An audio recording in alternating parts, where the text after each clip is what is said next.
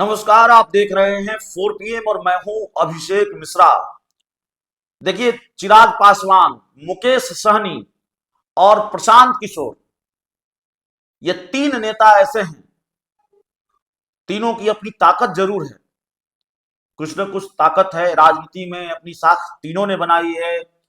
एक खास vote bank पर पकड़ रखते हैं, ये सब ठीक है, लेकिन बड़बोलेपन में इन तीनों नेताओं का कोई सानी नहीं है।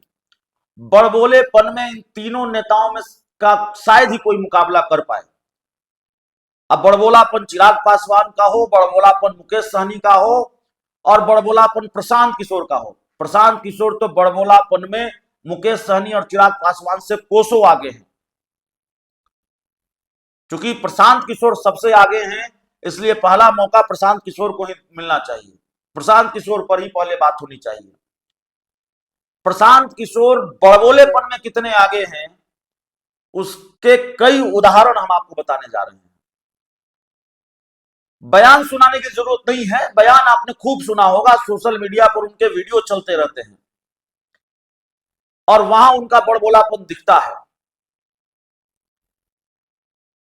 पहला जो उनका दावा था, हवा, हालांकि प्रशांत किशोर को इन सब चीजों से कोई फर्क पड़ता नहीं है। प्रशांत किशोर माहिर है इन सब चीजों को झेल जाने में, और उनके बड़बोलेपन की पोल खुलती है तो इसका भी कोई उनको ज्यादा कुछ खास फर्क नहीं पड़ता। जैसे उनके बड़बोलेपन की पोल खुली 2024 में विधानसभा सीटों पर उपचुनाव हुए, 4 विधानसभा सीटों पर, वेलागंज, रामगढ़, इमामगंज और तरारी। अब आप कहेंगे कि भाई साहब ये तो पुरानी बात होगी, इसकी बात क्यों कर रहे हैं? तो इसकी बात इसलिए कर रहे हैं कि आगे नई बात करने वाले हैं। उन्होंने कहा था कि इस उपचुनाव में ही बिहार की स्थापित पार्टियों को निपटा देंगे, शायद 2 सीटों पर तो जमानत ही जब्त हो गई। अब प्रशांत किशोर ने कहा राघोपुर, 2025 के विधानसभा चुनाव से पहले राघोपुर गए, शायद 250-300 गाड़ियों के काफिले के साथ गए और पहले ही उन्होंने ऐलान कर रखा था कि भाई या तो जन्मभूमि से चुनाव लड़ेंगे या कर्मभूमि से चुनाव लड़ेंगे। तो करगहर मेरी जन्मभूमि है, उस सीट से चुनाव लड़ेंगे, नहीं तो राघोपुर को कर्मभूमि बनाएंगे। तेजस्वी यादव के सामने चुनाव लड़ने वाले थे, चुनाव लड़ने में कोई दिक्कत नहीं है। बड़े बड़े दावे किए, कहा अमेठी हो जाएगा राघोपुर अगर मैं चुनाव लड़ूंगा। तेजस्वी यादव मेरे डर से दूसरी सीट खोज रहे हैं, मैदान छोड़कर भाग गए, चुनाव ही नहीं लड़ा। वहां से किसी चंचल सिंह शायद हैं, उनको वहां से उम्मीदवार बता दिया। अब चुनाव नहीं लड़ने के पीछे वो दूसरा तर्क दे रहे हैं कि भाई पार्टी तैयार नहीं हुई, जो भी वो कह रहे हैं। बड़बोलापन में प्रशांत किशोर कितने आगे हैं, इसका अंदाजा इस बात से लगा लीजिए। उन्होंने कहा कि लिख कर रख लीजिए, लिख कर रख लीजिए, तेज प्रताप यादव आरजेडी के टिकट पर चुनाव लड़ेंगे, आरजेडी के टिकट पर ही तेज प्रताप यादव चुनाव लड़ेंगे। अरे भाई साहब, तेज प्रताप यादव जनशक्ति जनता दल के टिकट पर चुनाव लड़ रहे हैं।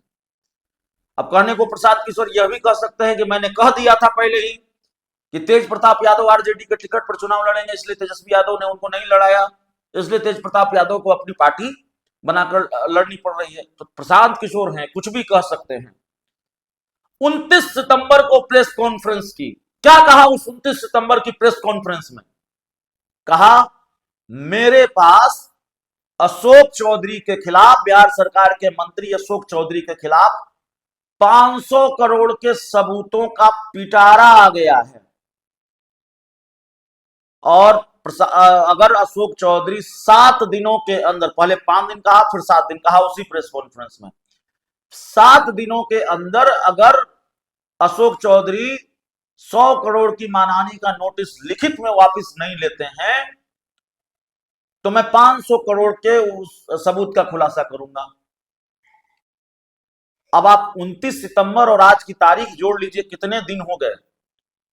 प्रशांत किशोर ये दिखा नहीं पाए हैं, बता नहीं पाए कि अशोक चौधरी ने लिखित में मानहानि का नोटिस वापस लिया है कि नहीं लिया है, और नहीं लिया है तो आपने वो खुलासा क्यों नहीं किया? 500 करोड़ का सबूत था, आपके पिटारे में कहां चला गया? तो इस तरह की हवाबाजी है, इस तरह के दावे हैं भाई। और बाकी प्रशांत किशोर का क्या हश्र होगा, कितना फायदा होगा, कितना नुकसान होगा, वो 14 नवंबर को होगा, मुझे नहीं मालूम। मैं किसी के बारे में ये नहीं कर सकता अभी कि एक ही सीट आएगी कि 0 सीट आएगी कि 10 सीट आएगी। 14 नवंबर को सामने आने वाला है। लेकिन प्रशांत किशोर जितने दावे कर रहे हैं या जितना बड़ा दावा कर रहे हैं, हालांकि अब उन्होंने कहना शुरू कर दिया था या तो फर्श पर रहेंगे या अर्श पर रहेंगे, तो अर्श पर नहीं रहेंगे इस बात की मेरी गारंटी है।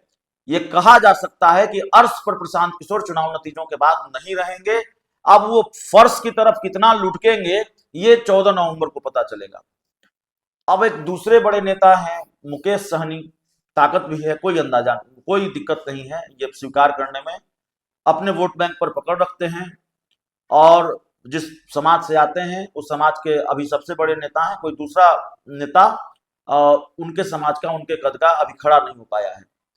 लेकिन मुकेश सहनी को उप मुख्यमंत्री बनना है, वो भी मैदान छोड़ गए। वो भी विधानसभा चुनाव नहीं लड़ रहे हैं। लोकसभा चुनाव लड़े, एक बार हार गए, सिमरी बख्तियारपुर सीट से विधानसभा चुनाव भी लड़े, वो भी हार गए। तो मुकेश सहनी ने भी मैदान छोड़ दिया और विधानसभा का चुनाव वो नहीं लड़ रहे हैं। तो मुकेश सहनी पर कम ही बात करेंगे। अब मुकेश सहनी ने इतना बड़बोलापन नहीं दिखाया है। लेकिन चिराग पासवान, भाई उनकी पार्टी के बयान, उनकी पार्टी का ट्वीट, मुझे बिहार बुला रहा है। उनकी पार्टी के सांसद अरुण भारती ने यहां तक कह दिया किसी जनरल सीट से चुनाव लड़ सकते हैं, पार्टी की इच्छा है। चिराग पासवान भी विधानसभा चुनाव लड़ने की बात करते रहे, लेकिन मैदान में आने की हिम्मत नहीं दिखा पाए चिराग पासवान। केंद्रीय मंत्री का पद छोड़ना पड़ता, लोकसभा की सदस्यता छोड़नी पड़ती, और नीतीश कुमार जब तक एनडीए के बॉस हैं, यहां मुख्यमंत्री छोड़िए, उप मुख्यमंत्री का भी कोई चांस नहीं है, डिप्टी सीएम का भी कोई चांस नहीं है।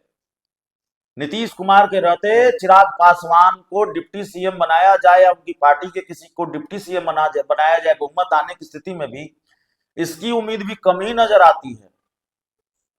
तो जाहिर है बड़ा मुश्किल मामला है चिराग पासवान के लिए।